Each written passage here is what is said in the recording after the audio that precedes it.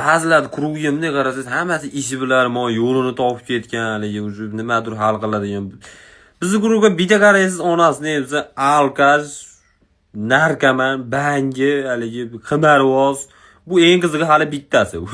Hali bundan yomonroq tarjimai hol Chikatilada bo'lishi mumkin xolos-da, to'g'risi. Misol, ko'chada birortasi bilan gaplashdi, "Akaxon, haligi problemingiz nima bo'ldi siz?" Ha, bir oshnamga aloqa chiqdim, sirazi hal qilib berdi. Bizi guruhda 102 ga telefon qilsak ertaroq hal bo'ladi. Chunki oshnam manaqa problema bor edi, manaqa bo'lyapti, siz eshitib turing, ha. Ha, yo'q, qutulib olsang yaxshi bo'lib ketadi. Voy, bilaman, yaxshi bo'lib ketsin, qutulib.